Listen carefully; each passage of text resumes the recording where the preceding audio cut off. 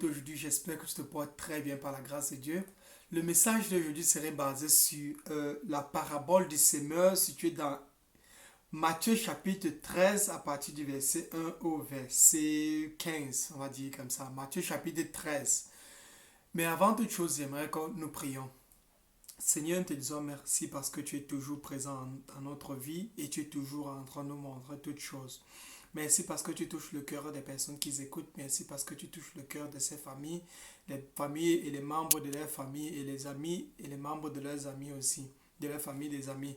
Père éternel, nous te prions pour toujours, pour que tu puisses toujours te manifester, même quand nous te repoussons à travers toutes choses. Manifeste-toi toujours dans notre vie et continue toujours à marcher vers nous. Au nom de Jésus, nous avons prié. Amen. La première chose à savoir avant de commencer sur ce sujet, c'est est-ce que toi qui m'écoutes aujourd'hui, tu penses que Dieu existe ou bien est-ce que tu crois vraiment que Dieu n'existe pas?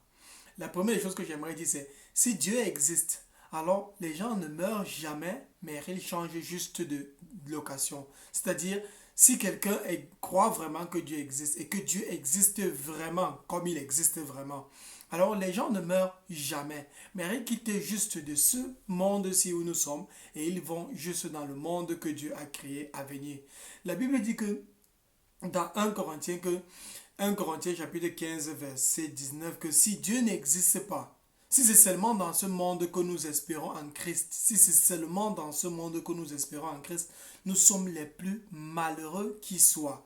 Ça veut dire que si tu penses que, ok, Jésus existe seulement ici, après la mort, tout le monde est disparu, je suis devenu poussière et poussière, je vais retourner et quelqu'un d'autre va naître, alors nous sommes vraiment les plus malheureux des personnes qui soient. L'une des autres choses que j'aimerais préciser avant de commencer le sujet, c'est ceci. Dans moins de 100 ans, toi qui m'écoutes aujourd'hui, dans moins de 100 ans, tu serais mort.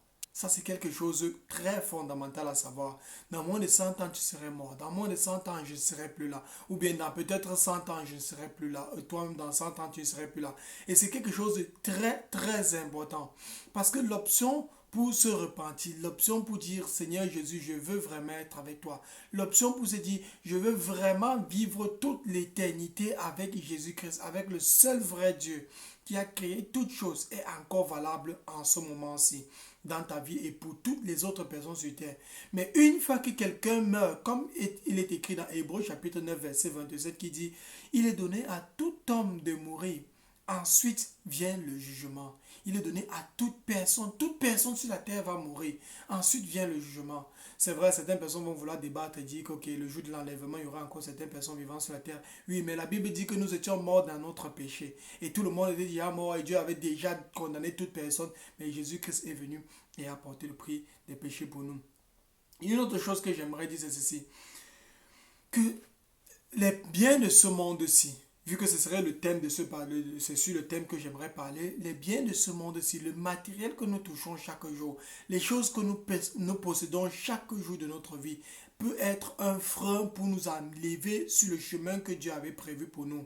La Bible dit que dans 1 Timothée 6, 7, qu'il est évident que car nous sommes venus dans ce monde sans rien, il est évident que nous allons repartir de ce monde-ci sans rien en emporter.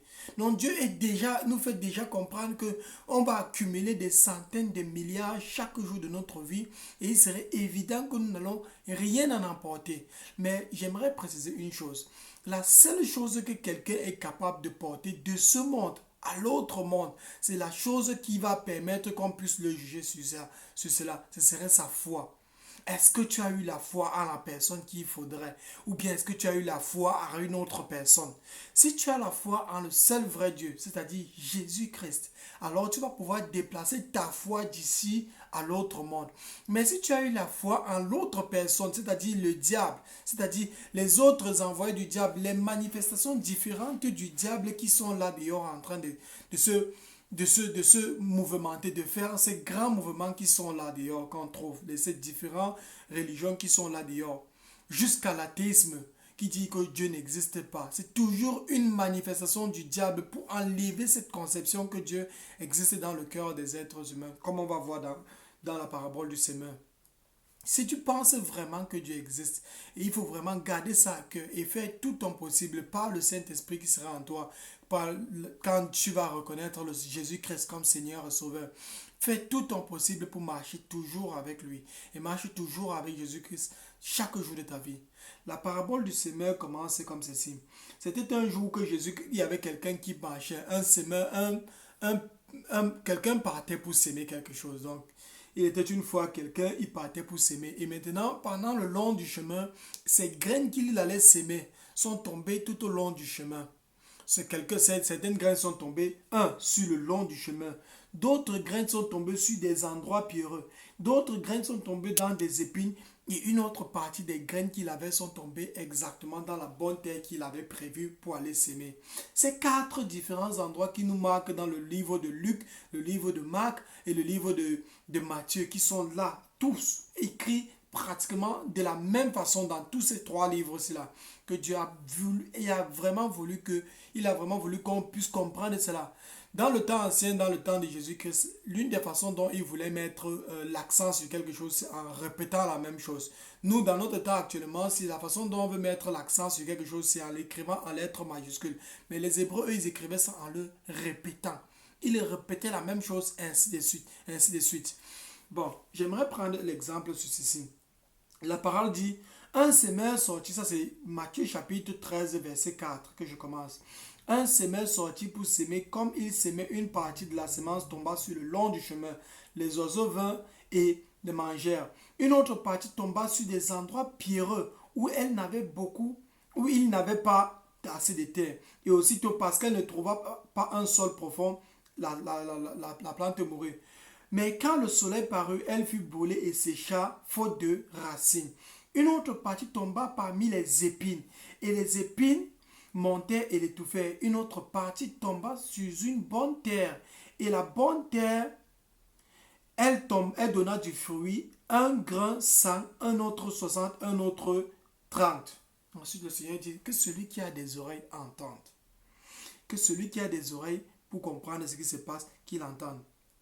Le Seigneur nous fait comprendre dans tous ces 4 différents endroits, s'il y a des personnes qui disent que oui, on a entendu la parole de Dieu, c'est magnifique tout ce que le gars est en train de raconter là-bas. C'est très joli, on a vraiment besoin de connaître Jésus-Christ. Je veux vraiment connaître Jésus-Christ. Mais ils font partie de l'un de ces 4 groupes-ci qui sont là-dedans. Une autre partie va aller à l'église demain. Ils vont se baptiser, ils vont se confirmer, ils vont accepter Jésus-Christ dans leur vie. Mais quand quelque chose va se passer, on va dire, est-ce que tu es vraiment chrétien? Tu es sûr que tu es vraiment chrétien? Ils vont dire, je ne suis pas chrétien. Et ils vont continuer à vivre comme s'ils n'étaient pas des chrétiens à cause des persécutions qui sont là. Une autre partie de ces gens-ci vont dire, oui, je suis chrétien, mais parce que tu as dit que tu es chrétien et que quelque chose survient et que tu commences à vouloir te concentrer sur une autre activité, les soucis de la vie, les richesses du monde, les plaisirs qui sont là dehors en train de nous forcer jour et nuit de vouloir faire la volonté du diable. Tu vas te dire que oui, je suis chrétien, mais en même temps, je dois me concentrer à plus de 1000 à l'heure sur les autres activités et laisser même le temps de méditation, le temps de prière, le temps de demander au Seigneur le conseil, au Seigneur de toutes nos activités que tu fais. Tu vas laisser tout ce temps-là et tu vas te concentrer juste sur d'autres choses. Le Seigneur appelle ce genre de personnes, il dit que ce sont les autres personnes qui sont tombées, les autres graines qui sont tombées parmi les épines, qui, quand elles poussaient, elles furent étouffées à cause des plaisirs de la vie. Et s'il y en a en ce moment-ci un très grand nombre de personnes qui sont et qui forment cette catégorie de personnes-ci, qui sont complètement envahies par les soucis de la vie. Mais ce qui est bien, c'est que il y a toujours un groupe. Une autre partie tomba dans la bonne terre. Elle donna du fruit, un grain produisit 100, un autre grain produisit 60, un autre grain produisit 30 autres plantes. Donc, quand le Seigneur nous montre ceci, il nous montre, ça c'est juste une graine qui produit au moins autant de choses que ça là. Il nous montre comment est-ce que parmi toutes ces personnes qui vont s'identifier même avec lui, il y a un groupe de personnes. Certes, ils ne vont pas tous se manifester de la même façon. Un grain va produire 100, un autre grain va produire 60, un autre grain va produire 30. Tous ne vont pas se manifester de la même façon. Et le Seigneur dit ça encore dans d'autres passages aussi dans la Bible où il nous dit que nous formons tous le corps de Christ. Donc tous les membres du corps de Christ ne vont pas se manifester, ne se manifestent pas tous de la même façon, mais tous, quand on fait la somme de toutes les manifestations différentes, ça porte vraiment son accroissement dans le Seigneur Jésus-Christ. Ça porte toute sa puissance. On voit la puissance de cela dans le Seigneur Jésus-Christ. Quand tout cela se passe, après tout cela, quand on retrouve toutes ces personnes qui sont en train de dire qu'ils sont vraiment avec Jésus-Christ, qui sont vraiment en train de se manifester comme Jésus-Christ, il y aurait aussi d'autres personnes qui vont vraiment venir, que la Bible appelle les loups déguisés en brebis. Les loups déguisés en brebis. Ce sont des loups. Ce sont des personnes qui servent le diable. Ce sont des personnes qui ont donné leur vie entièrement pour faire la volonté du diable, du Satan. Et ils viennent là et ils s'habillent comme les vrais chrétiens. Ils arrêtent la Bible. J'aime aussi Jésus-Christ. Il ne faut pas croire que tu es le seul qui aime Jésus-Christ. Je suis aussi chrétien. Il ne faut pas croire que tu es le seul qui est chrétien. J'ai été baptisé quand j'étais petit. Il ne faut pas croire que toi-même, parce que tu parles de Jésus-Christ, ça veut dire que tu connais Jésus-Christ plus que nous. Il ne faut pas croire que tu connais Jésus. Il ne faut pas croire que parce que tu es toujours en train de poster les vidéos, ou bien tu postes tous les messages Jésus-Christ, ça veut dire que tu aimes Jésus-Christ plus que nous. Non, il ne faut pas nous juger. Laisse-nous faire nos choses comme on a envie de faire. Laisse-moi continuer ma fornication parce que je suis toujours chrétien et Dieu a dit qu'il aime tout le monde. Laisse-moi aller dans mes sorties nocturnes avec n'importe qui. Je suis toujours chrétien. Dimanche, je vais partir à l'église, je vais me confesser et je vais prier et le Seigneur va me pardonner pour tous mes péchés. Mon frère, ma soeur, penses-tu vraiment que quelqu'un qui est avec Jésus-Christ soit capable de se lâcher complètement pour faire la volonté du diable? Quelqu'un qui a dit qu'il aime Jésus-Christ. Toi-même, tu es dans une relation, par exemple, tu pourrais être dans une relation amoureuse avec quelqu'un. Et si la personne avec qui tu es en train de donner ta vie entièrement est en train de te dire que je t'aime, mais je ne vais pas toujours coucher avec les autres personnes d'ailleurs. Je t'aime, mais je ne vais pas toujours mentir. Je vais toujours te mentir comme il se doit. Je t'aime, mais je vais toujours faire tout mon possible pour que tu ne trouves même pas cet amour à l'intérieur de moi. Mon frère, ma soeur, il est évident que cette personne ne t'aime pas. Il est évident que cette personne, même s'il dit qu'il t'aime, alors il faut évaluer cet amour-là. Peut-être l'amour là, c'est juste parce que tu es un être humain et qu'il t'aime plus qu'il aime. Il t'aime en tant qu'être humain plus qu'il aime les animaux. Ou plus qu'il aime peut-être d'autres appareils. Mais il est en train de faire une évaluation. Et il faut bien savoir quelle est la définition de cet amour. Parce que c'est quelque chose que beaucoup de personnes utilisent. Avant de vouloir continuer, j'aimerais qu'on revienne sur Ézéchiel pour pouvoir savoir comment distinguer qui sont vraiment ceux qui sont avec et qui sont ceux qui sont contre Jésus-Christ. Ceux qui sont avec Jésus-Christ et ceux qui sont contre Jésus-Christ. Et le Seigneur nous a montré comment le faire dans Ézéchiel chapitre 36. Ézéchiel chapitre 36, c'est un passage vraiment qui me plaît énormément parce que Dieu nous montre vraiment ce que ça veut dire paraître un enfant de Dieu. J'aimerais accentuer, sans toutefois lire tout le passage, peut-être, mais j'aimerais accentuer sur le pronom personnel « je » qui est donné dans ce passage ici. Ézéchiel chapitre 36, verset 22, à partir du verset 22 jusqu'au verset, pour vous à la maison, vous allez lire jusqu'au verset 38. Ézéchiel chapitre 36, verset 22. C'est pourquoi dis à la maison d'Israël, ainsi parle le Seigneur l'Éternel. Ce n'est pas à cause de vous que j'ai agi de la sorte, maison d'Israël. C'est à cause de mon saint nom que vous avez profané parmi les nations où vous êtes allés. Dieu est en train de nous montrer, c'est que beaucoup de gens disent qu'ils sont chrétiens. Et ils ont profané le nom de Dieu partout où ils sont partis. Ils se retrouvent ici, ils disent qu'ils sont avec Dieu, mais ils ne sont pas vraiment avec Dieu. Ils se retrouvent là-bas, ils font n'importe quoi avec Dieu. Ils disent du n'importe quoi de Dieu. Exactement comme les faux chrétiens. Et Dieu dit que ce n'est pas à cause de vous que je vais faire ça. Ce n'est pas à cause de nous, ce n'est pas à cause de vous, mais c'est à cause de son saint nom qu'il a fait cela, qu'il va venir faire ce qu'il va faire. Et qu'est-ce qu'il dit qu'il va faire? Qu'est-ce qu'il dit qu'il va faire? C'est ça la chose la plus importante qu'il faut voir dans ce passage, Dans ce passage, il dit ceci. Je répète, je sanctifierai, ça c'est le Seigneur qui est en train de dire. Il dit, je sanctifierai mon grand nom qui a été profané parmi les nations, parmi lesquelles vous êtes allés. Ensuite, il vient encore dire je sanctifierai par vous, sous leurs yeux. Donc, il va faire toutes ces choses sous les yeux des gens qui seront en train de faire. Je relis le texte, il dit, je sanctifierai mon grand nom qui a été profané parmi les nations que vous avez profané au milieu d'elles. Et les nations sauront que je suis l'Éternel, dit le Seigneur l'Éternel, quand je sanctifierai parmi vous sous leurs yeux. Je vous retirerai d'entre les nations. Je vous rassemblerai dans le pays et je ramènerai dans votre pays. Je répandrai sur vous une eau pure. Je vous donnerai un cœur nouveau. Je mettrai en vous un esprit et j'ôterai de votre corps, le cœur de pierre et je donnerai un cœur de chair.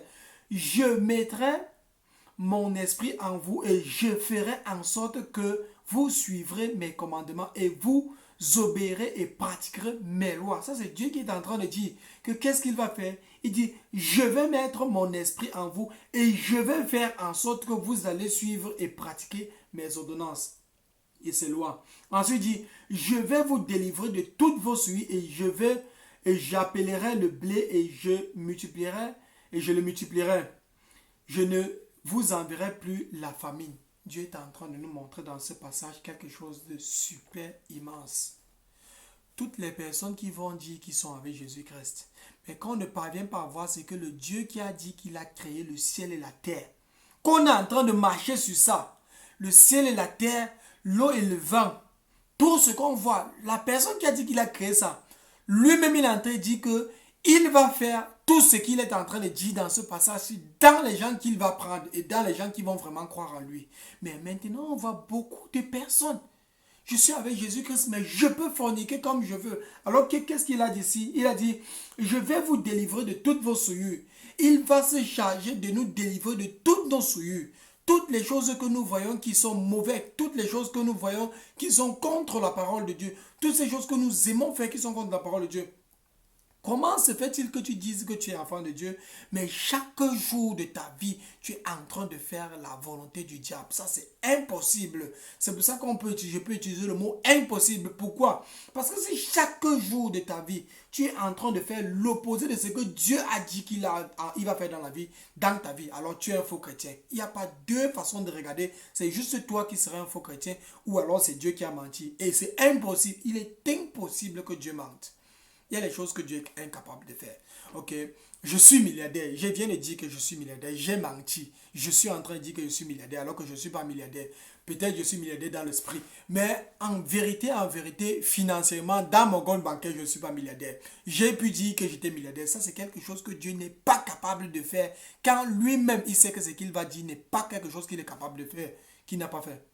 Dieu ne peut pas dire il est peut-être ténèbres. Il ne peut sortir la phrase je suis ténèbres, ne peut pas sortir de la bouche de Dieu parce qu'il a dit qu'il est lumière.